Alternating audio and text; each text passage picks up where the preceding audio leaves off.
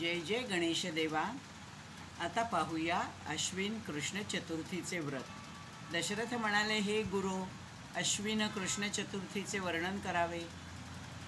साक्षात पार्वती शंकर सहस्त्र वर्षे गणेशाचा जप करत होते, तेव्हा गणेश त्यांचा पुत्र झाला। खरं तर कार्तिकेय हा त्यांचा मुलगा, जो गणेशाशी सतत स्पर्धा करे, नित्य भांडण करत असे। तुझा विवाह माझ्या नंतरच होईल असे सारखे त्याला चिडवत असे।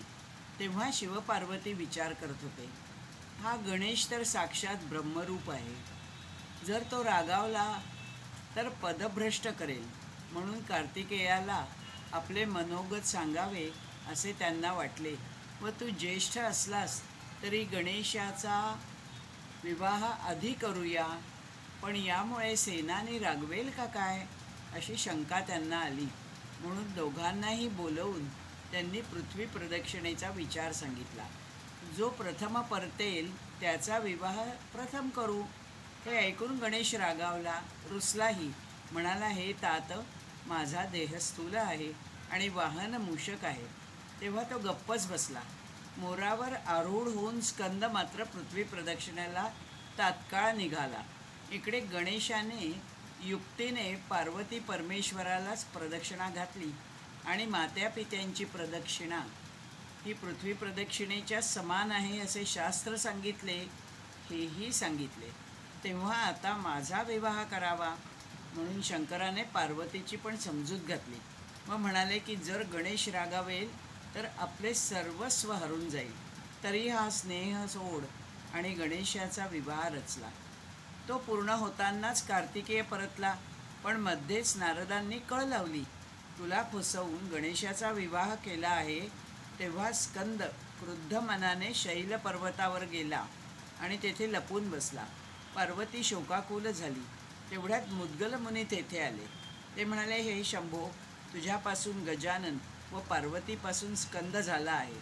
आता आपल्या सगळ्यांना आश्चर्य वाटेल की गजाननाची आपली गोष्ट जी आहे की पार्वतीच्या मळापासून तयार झाला, परंतु त्याआधी तो शंकराच्या हृदयामध्ये होता आणि म्हणून तो शंकराचा अधिसुत आहे।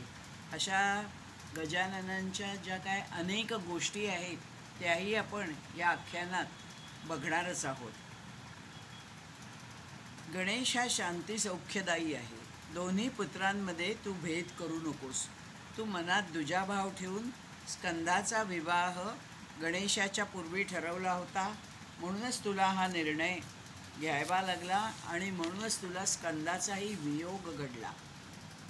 शिवशक्तीने गणेशाला भजून त्याची प्रार्थना केली। प्रथम येणाऱ्या अश्वनी संकष्टीचे व्रत आचरले आणि त्यांचा भ्रम दूर झाला। स्कंदाचाही बुद्धिभेद झाला होता। त्याने स्वहृदयात पुन्हा विचार केला, गणेशासह स्पर्धा करणे अगदी व्यर्थ आहे। तो जसा सुखकर्ता आहे, दुःखहर्ता आहे, त्याचप्रमाणे तो संकटांचं हरणही करतो आणि तो संकटे निर्माण पण करतो। तो शास्ता आहे, जो साक्षात ब्रह्म आहे, जो सिद्धिबुद्धींचा पती आहे, जो योग शांत स्वरूप आहे। त्याचे रहस्य मी जाणले नाही।